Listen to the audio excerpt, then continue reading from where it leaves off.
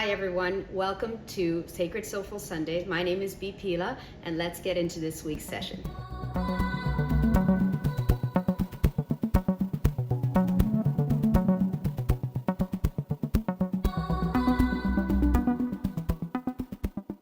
Everything's in our vortex. All we got to do is line up with it so that we can pull the vortex. Having an understanding of that and having that be part of your wheelhouse is extremely important. Okay, and let me use a metaphor to help you think about this. Think in terms of your bank, right? You have a bank in which you deposit money, right? And we use that. We use the money that's in there to our desire.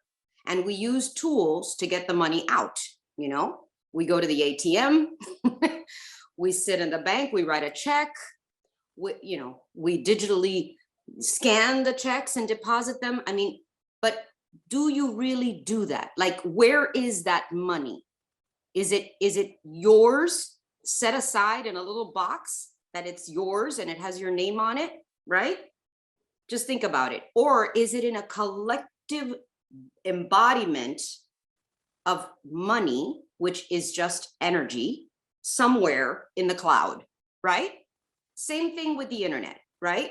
We know that if we use a device and we press certain buttons and we put some information in there that's correct, if we know our passwords, which is a pain in the ass, but well, my world is always like, I forget my freaking password. But anyway, that's another story. The password, if we put the password in and we get it right, we're able to access, correct? We're able to access this incredible world at our disposal. And never, ever, ever in history has that ever happened so easily, right? We may get frustrated with technology when it doesn't work, but the truth is, can you imagine when you used to have to go to the scribe and ask him to write something for you or read it for you, or you had to go to, when I was going to school, go to the library and pick up that huge encyclopedia, slam it on the desktop, open it up and start reading to see if you could find something you wanted to know, correct? So that metaphor of the bank or the internet is our vortex, okay? I want you to absorb this because the energies that are in right now and the phrase that I'm telling you, I remember when, is let's just do a little quick recap of I remember last February. How did we feel last February? Not this February, but last February. I remember when we were freaking out over COVID, right? We didn't know what was happening. People were getting sick left and right. We were learning our new normal, which is still kind of weird, but we're adapting. So if you think back 1 year, not even 10 years, but let's say 1 year, what were you imagining that this February would be like? And the reason I have this little cute guy here that Nancy gave me a couple of years ago. Nancy, you remember this guy? Figment, right? Yes, I do. I do. Nancy gave me Figment when she went to Disney, okay? And it just came out of the blue. I was just getting to know Nancy, and she came to my house and gave me Figment. And this was actually when I was sick with COVID, right, Nancy? I had gotten COVID. And yes, it was. Gave me Figment, and I was like, oh. So I put Figment next to my vision box, and I couldn't, this morning when the words imagination came into my mind, because that's what they want me to speak about, our imagination, I remembered Figment. And I want you to remember Figment because this Figment, you can't help but laugh when you see this little thing, right? And here's the funny thing about it is that I am a dragon. I love dragons. I am a dragon in the Chinese astrological chart. So I happen to have rings that have dragons on them. So not only is he a symbolic meaning for my imagination, but he's also a little dragon with fire. I'm also a fire sign, right? So the reason I'm laughing and looking at him is because this is how we manifest, through our imagination and through fun, through happiness. Okay? Disney knows this for sure, right? And can you imagine when his imagination of creating Disney was going on? Just think about it. Imagine when he was sitting at his table, wherever, thinking about Disney and what Disney would be in his creative world of imaginings. Talk about a manifestation, right? That affects millions of people a day. Millions of children have happiness because of his single-handed imaginary creation called Disney, right? So imagine that you are like that.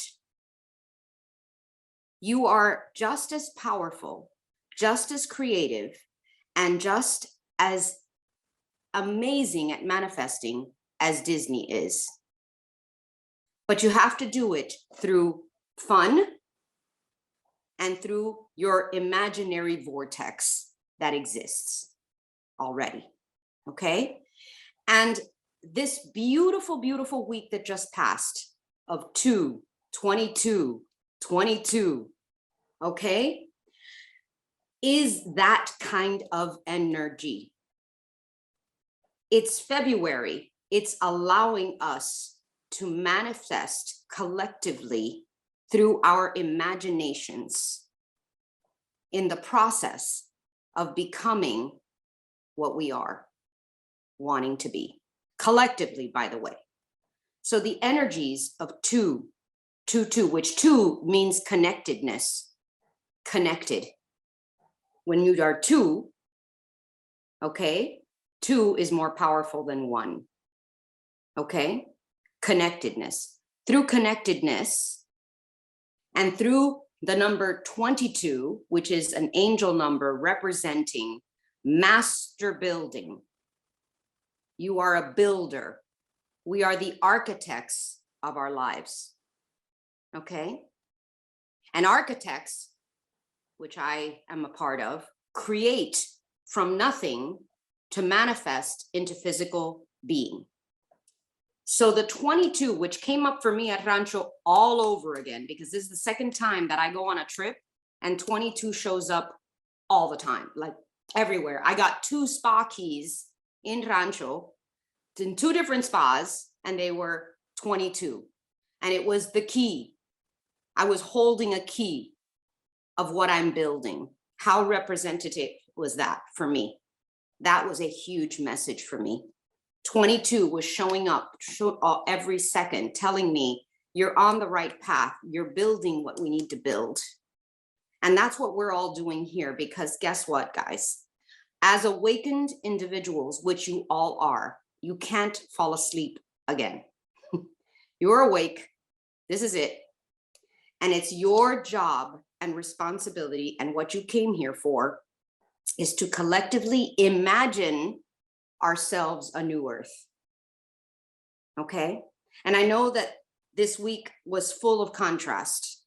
We experienced collectively, even on the news, I even was watching on YouTube newscasts about angel number 22. Like, when have you heard that?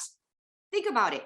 When have you ever seen on the news people talking about angel numbers or having numerologists on the news? Isn't that incredible? To me, that's progress.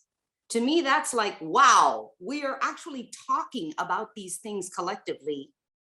And we're understanding that 11/11, when 11/11 shows up, it's actually 22. Right? So it may seem like we're going backwards when we hear the sadness of the invasion in the Ukraine. Talk about contrast. But we are also collectively understanding that there's a change happening, that we will get there, and that vortex of peace is in existence already. It exists. We have to collectively imagine it. Do you understand? So the message for me to you today is to not lose hope, to raise your vibration, to raise your faith in the belief that we can have a peaceful, loving world.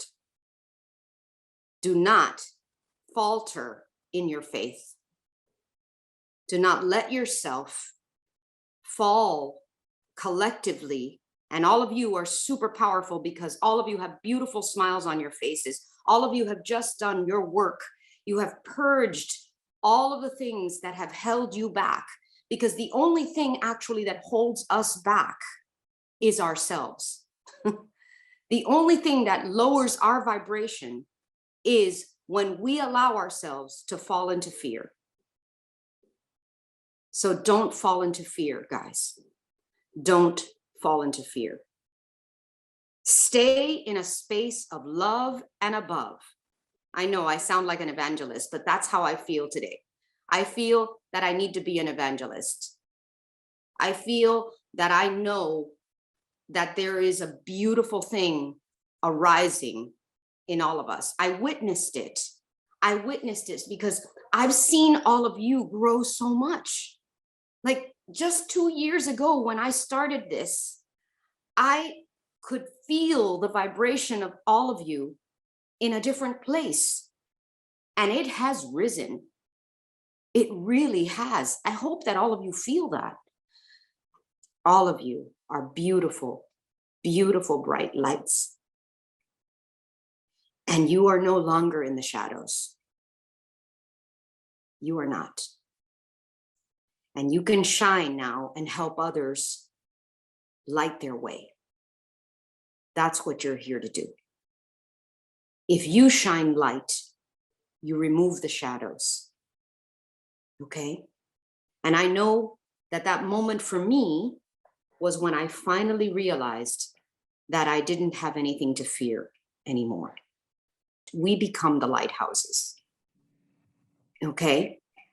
And the more work we do on ourselves, the more we are capable of brightening and lighting the rest of the way. Okay? This is the opportunity and the practices that we have learned on this call every Sunday, this commitment that we've made to ourselves, really. Okay? Because you have to start, you have to put the oxygen mask on yourself first. Okay? And let me tell you, this year, even though it is being supported, will be challenging. There's going to be a lot of moments this year where we're going to remember this call and say, oh, I remember when B said that. I know it's coming. I recognize that. I'm not ignorant to the fact that there are certain things that are happening on this earth that are going to be disturbing. But what's interesting about it is that as we witness the contrast of the experience that we have just had, which is a little bit of heaven, right? I want you to know that you can anchor your heaven here right now and maintain it. In fact, it's your duty and responsibility to maintain it. Do not feel guilty that you are in such a good place.